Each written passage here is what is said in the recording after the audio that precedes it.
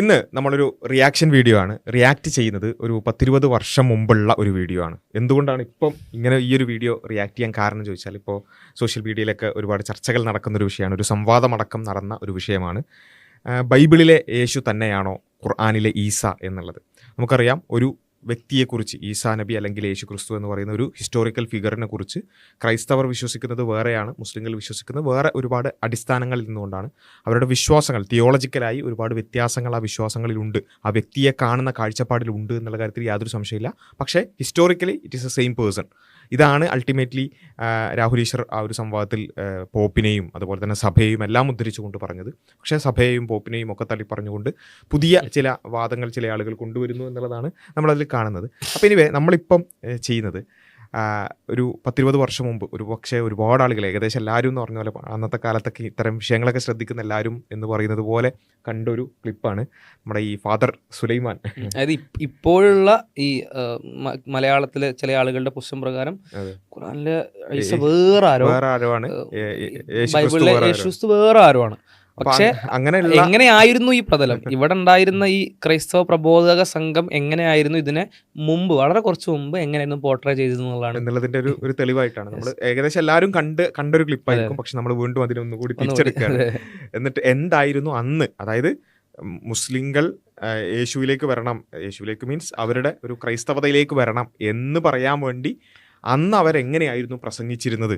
ഇവൻ ഒരു മുസ്ലിം ആയിരുന്ന പിന്നീട് ക്രൈസ്തവനായ ഒരാളെ കൊണ്ട് അങ്ങനെ പ്രസംഗിപ്പിക്കുകയും അത് വലിയ രൂപത്തിൽ പ്രചരിപ്പിക്കുകയും, അന്നത്തെ കാലത്ത് ബ്ലൂടൂത്ത് അത് ആ സാധനമായത് ശരിക്കും അവർ ആ കാലത്ത് പ്രബോധനത്തിനായിട്ട് ഒരുപാട് ഉപയോഗിച്ചിരുന്നൊരു കാര്യം. ഒരുപാട് ആളുകളെ അത്തരത്തിൽ, അതായത് നിങ്ങൾ ഇതിലേക്ക് വരാൻ, ക്രൈസ്തവതയിലേക്ക് വരാനുള്ള ഏറ്റവും മേജർ റീസൺ എന്ന് പറഞ്ഞതാണ് നിങ്ങളുടെ ഖുർആനിൽ പറയുന്ന ആയിസ ഉണ്ടല്ലോ, ആയിസ അതിൽ പറയുന്നത് പോലെ മാത്രമല്ല, അതിന് നിങ്ങൾ അതിൻ്റെ എക്സ്റ്റൻഷൻ എന്ന് പറഞ്ഞാൽ അതിൻ്റെ പൂർത്തീകരണം എന്ന് ഞങ്ങൾക്ക് ബൈബിളിൽ കാണാൻ പറ്റുക, അത് നിങ്ങളുടെ ജീവിതത്തെ മോക്ഷത്തിലേക്ക് എത്തിക്കും എന്ന പോയിന്റ് ആയിരുന്നു. അഥവാ ഇത് രണ്ടും സെയിം ആണെന്നുള്ളിടത്ത് പറഞ്ഞാണ് തുടങ്ങുന്നത്. അതാണ് ക്രൈസ്തവതയിലേക്ക് ഒരു മനുഷ്യനെ എത്തിക്കുന്നത്. ഇത് ഈ വ്യക്തിയിൽ മാത്രം, ഈ വ്യക്തിയുടെ പ്രസംഗം മാത്രമല്ല കേട്ടോ, അതൊരു സ്പെസിഫിനായി എടുക്കുന്നത് മാത്രം. മുമ്പുണ്ടായിരുന്ന സഭയുടെയും അതുപോലെ തന്നെ ഇവിടെ ഉണ്ടായിരുന്ന മിഷനറി പ്രവർത്തനങ്ങളൊക്കെ ഇതിന്റെ ബേസിലായിരുന്നു. അതിന് ഒരുപാട് തെളിവുകളുണ്ട്. നമുക്ക് എന്തായാലും ഈ പ്രസംഗം ജസ്റ്റ് ഒന്ന് കേട്ട് തുടങ്ങാം, എങ്ങനെയാണ് ഇതിനെ പോർട്രേ ചെയ്യുന്നത്. ഇപ്പോഴത്തെ സംഭവം എല്ലാവരും മനസ്സിൽ പറയണം, യേശു ഒരിക്കലും ഈസയല്ല എന്നൊക്കെ. ഇതെല്ലാം മലയാളത്തിലാണെന്നും ഇതെല്ലാം കേരളത്തിലാണെന്നും മനസ്സിലാക്കണ്ടോ. ആ ഒരു സംഭവമൊക്കെ മനസ്സിൽ കൊണ്ടുവരണം. അതിന്റെ കൂടെ ഇതും കൂടി ബാക്ക്ഗ്രൗണ്ടിൽ കേട്ടാൽ മതി. ഞാൻ ഈ ഖുർആൻ ഇങ്ങനെ വായിച്ചു പോകുമ്പോൾ മുഹമ്മദ് നബിയുടെ പേര് കണ്ട സ്ഥലങ്ങളിൽ അടിയിൽ വരയിട്ടു. അദ്ദേഹത്തിന്റെ പേര് ഖുർആനിൽ വെറും 4 സ്ഥലങ്ങളിൽ മാത്രമാണ് ഞാൻ കണ്ടത്. എന്നാൽ അതേ ഖുർആനിൽ യേശു ക്രിസ്തുവിന്റെ പേര് 25 സ്ഥലങ്ങളിലാണ് ഞാൻ കണ്ടത്. അതേ ഖുർആനിൽ യേശു ക്രിസ്തുവിന്റെ പേരോ?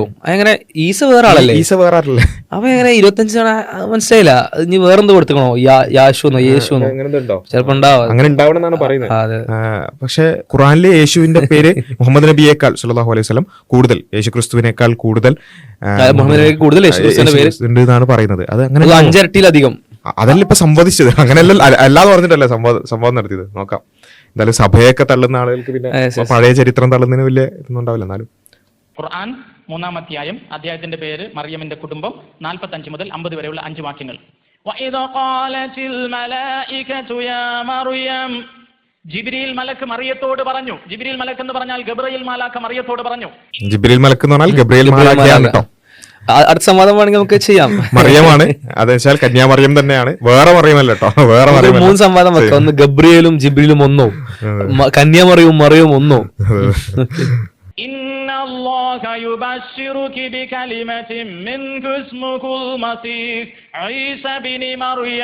മറിയമേ, അള്ളാഹു അവന്റെ വചനത്തെയും ആത്മാവിനെയും നിന്റെ ഉദരത്തിൽ വിടുമ്പോൾ നീ ഗർഭം ധരിച്ചൊരു കുഞ്ഞിനെ പ്രസവിക്കും, ഈസൽ മസീഹ് എന്ന് പേരിടണം. എന്ന് പറഞ്ഞാൽ ഈശോ മിശിഹ എന്നർത്ഥം.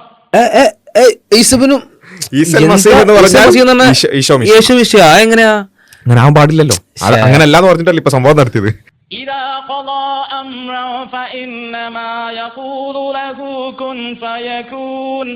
മറിയം പ്രാർത്ഥിച്ചു, ഇതാ കർത്താവിന്റെ ദാസി, അങ്ങയുടെ ഹിതം എന്നിൽ നടക്കട്ടെ എന്ന്.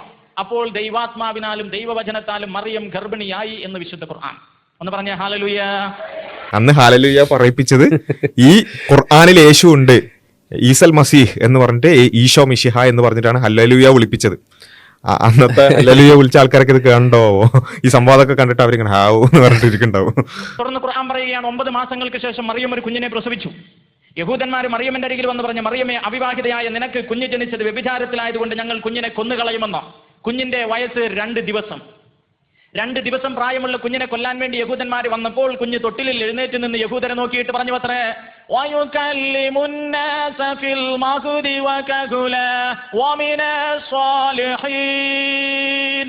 ഓ യഹൂദ ജനങ്ങളെ, ഞാൻ വ്യഭിചാരത്തിൽ നിന്ന് ജനിച്ചവനല്ല, പ്രത്യുത ദൈവത്തിൽ നിന്ന് വന്നവനാകുന്നു.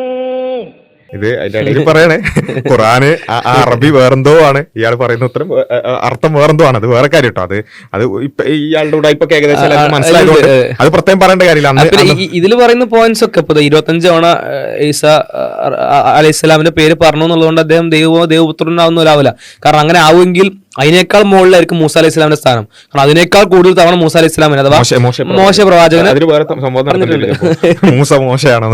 അപ്പൊ അതുകൊണ്ട് മോശ പ്രവാചകൻ യേശുവിനേക്കാൾ മുകളിലാണ് നിങ്ങൾ ഒരിക്കലും സമ്മതിക്കുമല്ലോ. അപ്പൊ അതൊരിക്കലും ഒരു പോയിന്റ് അല്ല.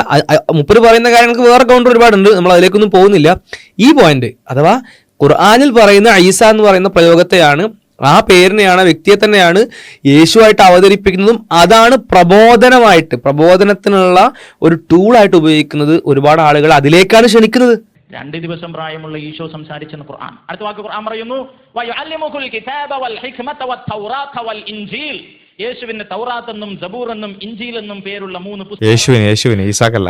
ഒന്ന് പറഞ്ഞേ ഹല്ലേലൂയ. അയ്യോ ഹല്ലേലൂയ.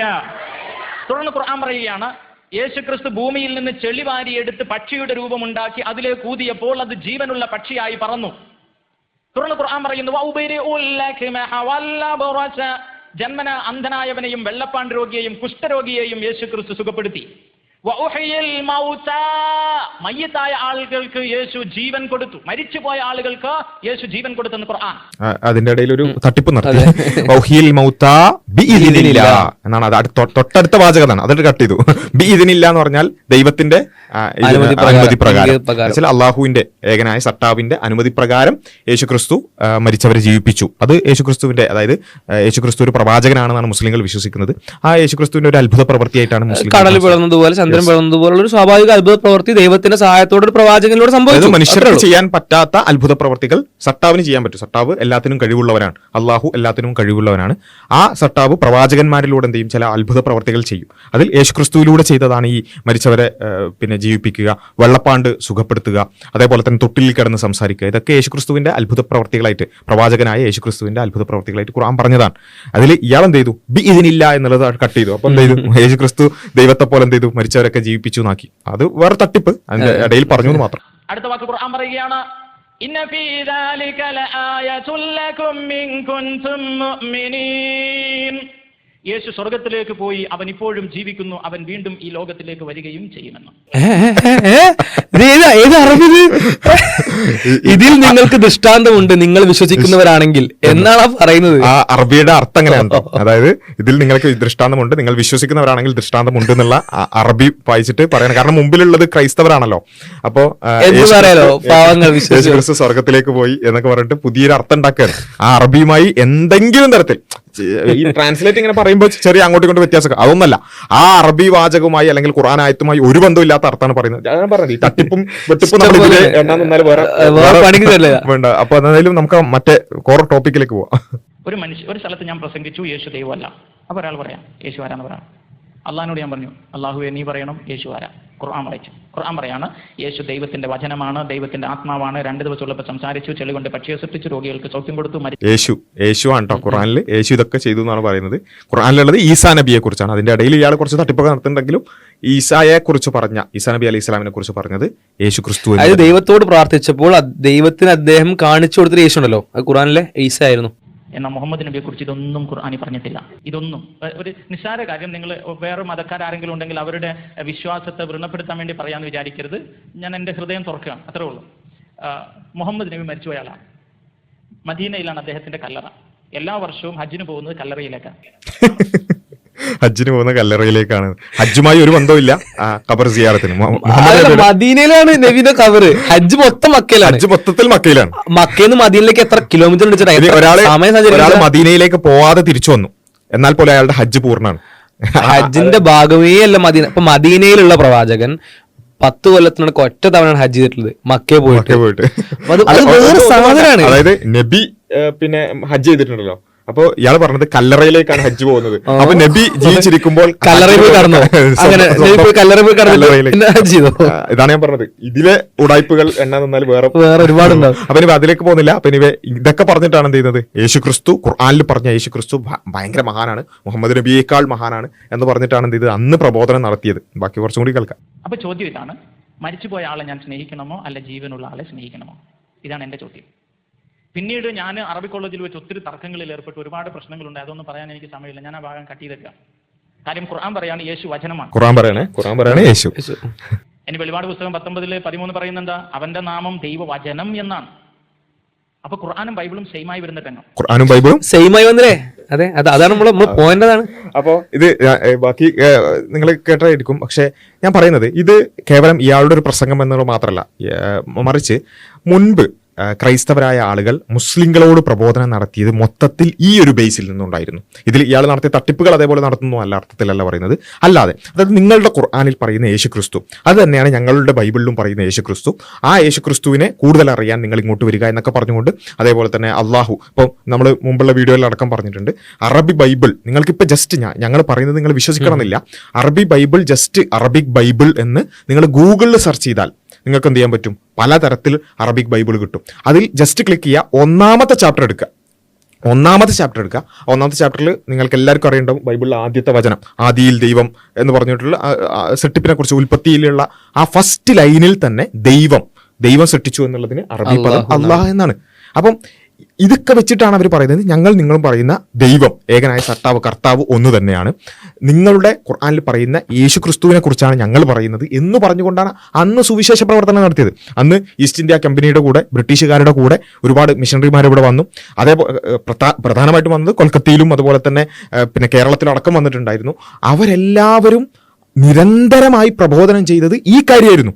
മുസ്ലിങ്ങളെ, നിങ്ങൾ പറയുന്ന യേശുക്രിസ്തു, നിങ്ങൾ പറയുന്ന ഈസ, അതാണ് ഞങ്ങളുടെ യേശുക്രിസ്തു, ആ യേശുക്രിസ്തുവിന്റെ മാർഗത്തിലേക്കാണ് ഞങ്ങൾ ക്ഷണിക്കുന്നത് എന്ന് പറഞ്ഞുകൊണ്ടാണ് നൂറ്റാണ്ടുകളോളം നിങ്ങൾ പ്രബോധനം നടത്തിയത്. ക്രൈസ്തവരായ ആളുകൾ ഇവിടെ പ്രബോധനം നടത്തിയത് ഏതുവരെ ചോദിച്ചാൽ, മഞ്ചേരിയിൽ മർക്കസുൽ ബിഷാറ എന്ന് പറഞ്ഞൊരു സ്ഥാപനം തന്നെ, ഫാദർ അലവി എന്ന് ഇതുപോലെ ഇത് ഫാദർ സുലൈമാൻ ആണെങ്കിൽ അന്നൊരു ഫാദർ അലവി എന്ന് പറഞ്ഞൊരു വ്യക്തി ഇതുപോലെയുള്ള കാര്യങ്ങൾ ഈ ഖുർആനിൽ പറഞ്ഞ ഈസാ നബിയെ കുറിച്ച്, യേശു ക്രിസ്തുവിനെ കുറിച്ച് പറഞ്ഞ ആയത്തുകളൊക്കെ എടുത്തിട്ട് അതിനെ അദ്ദേഹത്തിൻ്റെതായ രൂപത്തിൽ വ്യാഖ്യാനിച്ചിട്ട് പുസ്തകങ്ങൾ എഴുതുക, ലഘുലേഖകൾ എഴുതുക, എന്നിട്ട് അത് മുസ്ലിം വീടുകളിലേക്ക് കയറി ഇറങ്ങിക്കൊണ്ട് അത് പ്രബോധനം ചെയ്യുക എന്നുള്ളതായിരുന്നു വർഷങ്ങളോളം അവരുടെ പണി.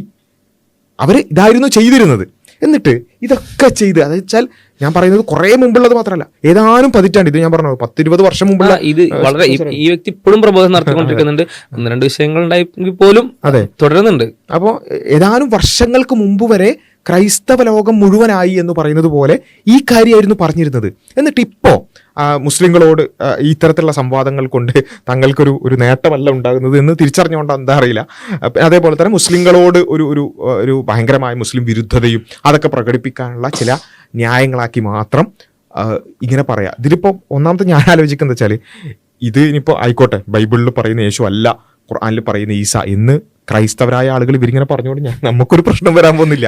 നമ്മളെ സംബന്ധിച്ചിടത്തോളം ഞങ്ങളുടെ വേദഗ്രന്ഥം വിശുദ്ധ ഖുർആനാണ്. അതിൽ ഈസാ നബിയെ കുറിച്ച്, അതായത് ഞങ്ങൾ വിശ്വസിക്കുന്ന ഹിസ്റ്റോറിക്കൽ ഫിഗറായ ഈസ അല്ലെങ്കിൽ യേശു ക്രിസ്തു എന്ന് ഞങ്ങൾ വിശ്വസിക്കുന്ന ആ ഹിസ്റ്റോറിക്കൽ ഫിഗറിനെ കുറിച്ച് വളരെ കൃത്യമായ വിവരങ്ങൾ അതിലുണ്ട്. അതേപോലെ തന്നെ കന്യാമറിയമ്മിനെ കുറിച്ച് വളരെ കൃത്യമായ വിവരങ്ങൾ അതിലുണ്ട്. ഒരു അർത്ഥശങ്കക്കും ഇടയില്ലാത്ത രൂപത്തിൽ അതൊക്കെ വിശദീകരിച്ചിട്ടുണ്ട്. അതിൽ ക്രൈസ്തവരായ ആളുകളുടെ എന്തെങ്കിലും ഒരു സർട്ടിഫിക്കറ്റ് ഒന്നും നമുക്ക് ആവശ്യമില്ല. പക്ഷേ ഇത് എന്തുകൊണ്ട് ഒരേ ഹിസ്റ്റോറിക്കൽ ഫിഗറിനെ കുറിച്ച് 2 വീക്ഷണങ്ങൾ എന്ന് പറയുന്ന ആർക്കും മനസ്സിലാകുന്ന ഒരു കാര്യത്തെ പോലും ഈ രൂപത്തിൽ അവതരിപ്പിക്കുന്നത് എന്തിന്റെ ബേസിലാണ് എന്നുള്ളത് സ്വയം രണ്ട് റീസൺസ് ആണ് ഉണ്ടാവാനുള്ള സാധ്യത ഉള്ളത്. ഒന്ന് മേ ബി പൊളിറ്റിക്കൽ ആയിരിക്കാം. പൊളിറ്റിക്കൽ എന്ന് പറഞ്ഞാൽ നേരത്തെ പറഞ്ഞ പോലെ തന്നെ ഞങ്ങളും മുസ്ലിങ്ങളും ഒരേ ബേസിൽ നിന്നാണ് പറയാനുള്ള ഒരു കേരളത്തിന്റെ പശ്ചാത്തലത്തിലുള്ള ഒരു മടി, അല്ലെങ്കിൽ ഇന്ത്യൻ്റെ പശ്ചാത്തലത്തിലുള്ള മടി മേ ബി പുതിയതായിട്ട് വന്നിട്ടുണ്ടാവാം. സെമറ്റിക് മതങ്ങൾ, എബ്രഹാമിക് റിലീജിയൻസ് എന്ന പേരുള്ള ഒരു ജോയിൻ ചെയ്യുന്ന ഒരു പ്ലോട്ട് ഉണ്ടല്ലോ, ആ പ്ലോട്ടിൽ മുസ്ലിങ്ങൾ ഇവിടെ അവിടെയും ജോയിൻ ചെയ്യേണ്ട എന്നൊരു ധാരണ ഉണ്ടായിട്ടുണ്ടാവാം. വളരെ രാഷ്ട്രീയമായിട്ട് അങ്ങനൊരു ധാരണ ഉണ്ടെങ്കിൽ ഏറ്റവും അബദ്ധത്തിൽ ഇന്ത്യൻ്റെ ഒരു ന്യൂനപക്ഷങ്ങളുടെ ഒരു അവസ്ഥയിൽ ഏറ്റവും അബദ്ധത്തിലൊരു തീരുമാനമായിരിക്കും. അതിന് രണ്ടാമത്തെ സാധ്യത പറഞ്ഞാൽ ഇത് പ്രബോധനത്തിൽ നേരെ തിരിച്ചടിക്കുകയാണെന്ന് മനസ്സിലായിട്ടുണ്ടാവും. കുറച്ച് മുമ്പ് വരെ എന്ന് പറഞ്ഞാൽ ഈ മിഷണറിമാർ കൊടുക്കുന്ന ഖുർആനെ അവരുടെ കയ്യിലുള്ളൂ. കൊടുക്കുന്നപ്പോൾ ഇയാൾ അർത്ഥം പറഞ്ഞു ഇയാൾ അർത്ഥം പറഞ്ഞ പോലത്തെ അർത്ഥം ആൾക്കാർ കിട്ടുന്നുണ്ടാവുള്ളൂ. പക്ഷെ ഇന്ന് അങ്ങനെയല്ല. ഇന്ന് ഖുർആൻ എന്താണെന്നുള്ളത് ക്ലിയർ ആയിട്ട് മനസ്സിലാക്കാനുള്ള സംവിധാനങ്ങൾ അത്രയും ലഭ്യമാണ്. ഇവർ അത്തരത്തിൽ വളരെ ക്ലോസ്ഡ് ആയിട്ട് എൻഡ് ടു എൻഡ് എൻക്രിപ്റ്റഡ് ആയിട്ട് കൊടുക്കുന്ന സാധനങ്ങൾ പോലും ആൾക്കാർക്ക് വെരിഫൈ ചെയ്യാനുള്ള ഓപ്ഷൻ അവിടെ കിടക്കുന്നുണ്ട്. അപ്പോൾ ആ ഓപ്ഷൻ ആൾക്കാർ വെരിഫൈ ചെയ്യുമ്പോൾ ഖുർആനിൽ ആക്ച്വലി എന്താ പറയുന്നവർക്ക് മനസ്സിലാവുമ്പോൾ ഈ താരതമ്യത്തിൽ അവർ ഖുർആനെ തിരഞ്ഞെടുക്കുന്ന ഒരു അവസ്ഥ ഉണ്ടാവും. മേ ബി അതായത് യേശുക്രിസ്തുവിനെ പറ്റി ബൈബിൾ ഒരുപാട് കാര്യങ്ങൾ പറയുന്നു. ആ ബൈബിൾ പറയുന്ന പല കാര്യങ്ങളിൽ വൈരുദ്ധ്യങ്ങൾ ഉണ്ടാവുന്നു. ദൈവമാണെന്നും പറയുന്നു, ദൈവത്തോട് പ്രാർത്ഥിക്കുകയും ചെയ്യുന്നു. പല പല പല വചനങ്ങളിൽ അത്തരത്തിൽ നമുക്ക് കാണാൻ കഴിയുമല്ലോ. അപ്പോൾ ദൈവമാണെന്ന് പറയുന്ന ഒരാൾ ദൈവത്തോട് പിന്നെയും പ്രാർത്ഥിക്കേണ്ട ഒരു ആവശ്യമില്ലല്ലോ. അപ്പോൾ ഇത്തരത്തിൽ കൺഫ്യൂഷൻ നടക്കുന്ന ഒരുപാട് ആൾക്കാരുണ്ടാവും. അപ്പോൾ അവരുടെ മുന്നിലേക്കാണ് അവർ പറയുന്നത് ഇതേ യേശുക്രിസ്തുവിനെ പറ്റിയിട്ട് ഖുർആനിലും പറയുന്നുണ്ടോ എന്ന് പറയുന്നത്. ആ ഖുർആനിൽ നോക്കുമ്പോൾ വൈരുദ്ധ്യം കാണാൻ പറ്റുന്നില്ല. അത് കൃത്യമായിട്ട് പറയുന്നു എന്താണ് ഇത് പ്രവാചകനാണ്, ആ പ്രവാചകൻ എങ്ങനെയാണ്, പ്രവാചകൻ ദൈവത്തോട് പ്രാർത്ഥിക്കും, പ്രവാചകൻ ദൈവത്തിന്റെ അടിമയാണ്. എന്നാൽ പ്രവാചകനോട് അത്ഭുതങ്ങൾ ഉണ്ടാവോ? അത്ഭുതങ്ങൾ ഉണ്ടാവും ചെയ്യും. അത് ദൈവം കൊടുക്കുന്നതാണ്. ഇനി ഈ അത്ഭുതങ്ങൾ ഉണ്ടായ പ്രവാചകൻ ദൈവത്തിന്റെ അടുത്തേക്ക് ദൈവത്തിന്റെ സ്ഥാനത്തേക്ക് വരാതെ ഇപ്പോഴും ജീവിച്ചിരിക്കൽ സാധ്യമാണോ? സാധ്യമാണ്. ദൈവത്തിന് അങ്ങനെ പ്രവാചകൻ ഉയർത്തൽ സാധ്യമാണോ? ഉയർത്തൽ സാധ്യമാണ്. ഇങ്ങനെ ലോജിക്കൽ ഒരു പാക്ഡ് ആയിട്ടുള്ള ഒരു ഈസയെ അങ്ങനെ അലൈഹിസ്സലാം അങ്ങനെ മനസ്സിലാക്കാൻ പറ്റുന്ന ഏറ്റവും എന്താ പറയുക കൺവിൻസിംഗ് ആയിട്ട് അവർക്ക് കിട്ടുന്ന കോംപ്രിഹെൻഡ് ആയിട്ടുള്ള ഒരു യേശു ക്രിസ്തുവിനെ മനസ്സിലാക്കുമ്പോൾ സ്വാഭാവികമായിട്ടും ആളുകൾ അതിലേക്ക് വരുന്നുണ്ടാവും. അപ്പൊ ആ വരവിനെ ഒരുപക്ഷെ തടയാൻ, അല്ലെങ്കിൽ ഇപ്പോൾ ഇയാളൊക്കെ പറയുന്നത് കേട്ട് ഖുർആൻ വായിച്ച ഒരുപാട് ആളുകൾക്ക് സ്വാഭാവികമായിട്ടും ഖുർആൻ പറയുന്നതിലാണല്ലോ ശരി. ഇപ്പോൾ ഈ പോയിന്റ്സ് ഒന്നും ഈസ അലൈഹിസ്സലാം ദൈവപുത്രനാണെന്നോ ദൈവമാണെന്നോ സ്ഥാപിക്കാൻ വാലിഡ് ആയിട്ടുള്ള പോയിന്റ്സേ അല്ല. 25 തവണ പറഞ്ഞു. ഇപ്പോൾ ജസ്റ്റ് താരതമ്യത്തിന് അർഹമല്ലെങ്കിലും അതിനേക്കാൾ കൂടുതൽ തവണ പറഞ്ഞ മോശമായിട്ടുള്ള ആളുകൾ ഉണ്ടാവും. ഇപ്പോൾ ഫിറഔനോ അല്ലെങ്കിൽ അത്തരത്തിലുള്ള ആളുകളുടെ പേര് പരിശോധിക്കുമ്പോൾ ഒരുപാടുണ്ടാവും. ചിലപ്പോൾ മുഹമ്മദ് നബിയെ പറ്റി 4 തവണ പറഞ്ഞിട്ടുണ്ടാവുള്ളൂ, ഫിറഔനെ പറ്റി 10 തവണ പറഞ്ഞിട്ടുണ്ടാവും. നമ്പർ ഓഫ് ടൈംസ് അത് അധികമാണെന്നുള്ളതുകൊണ്ട് മോശമായിട്ട് അവതരിപ്പിച്ച മനുഷ്യന് നന്നായിരിക്കില്ലല്ലോ. ഇനി പ്രവാചകന്മാരുടെ കൂട്ടത്തിൽ തന്നെ ഈസ അലൈഹി സ്വലാമിനൊക്കെ കൂടുതൽ പറഞ്ഞ പ്രവാചകന്മാർ വേറെ കിടക്കുന്നുണ്ട്. അപ്പൊ എത്ര തവണ പേര് പറഞ്ഞൊരിക്കലും സ്ഥാനത്തിന്റെ വിഷയത്തിൽ പ്രാധാന്യമുള്ളതേ അല്ല. സ്ഥാനം ഏറ്റവും കൂടുതൽ ഖുർആൻ പറയുന്നതിൽ അല്ലെങ്കിൽ ഇസ്ലാം പറയുന്നതിൽ മുഹമ്മദ് നബിക്കും ഇബ്രാഹിം അലൈഹി ഇസ്ലാമിനുള്ളത്. ഈ രണ്ടുപേരെക്കാൾ കൂടുതൽ പേര് പറഞ്ഞ ഒരുപാട് ആളുകൾ ഖുർആനിലുണ്ട്. ഖുർആൻ വരുന്നത് മുഹമ്മദ് നബിക്കാണ്. ഇത് കേൾക്കുന്ന ആളുകൾക്ക് മുഹമ്മദ് നബിനെ അറിയാം, കാണാം. ഇനി ഈ ഖുർആൻ തുടർന്ന് വായിക്കുന്ന ആളുകൾക്ക് മുഹമ്മദ് നബിനെ പറ്റി പഠിക്കാൻ മുഹമ്മദ് നബിന്റെ ചര്യ അവിടെ കിടക്കുന്നുണ്ട്. അപ്പൊ മുഹമ്മദ് നബിനെ പറ്റി വീണ്ടും വീണ്ടും പറയേണ്ടതില്ല. അപ്പോൾ ഈ പോയിന്റ്സ് ഒക്കെ അവർ ഖുർആനെ പറ്റി മനസ്സിലാക്കുമ്പോൾ ഇവർ എന്തൊരു പോയിന്റിലാണോ ഇവരിലേക്ക് ക്ഷണിക്കുന്നത്, ഖുർആനിലെ ഈസ യേശു ആണെന്ന് പറഞ്ഞുകൊണ്ട് അവരിലേക്ക് ക്ഷണിക്കുന്ന എന്തൊക്കെ പോയിന്റുകൾ വെച്ചിട്ടാണോ ആ പോയിന്റുകളൊക്കെ ഇൻവാലിഡ് ആയിട്ട് മനസ്സിലാവും.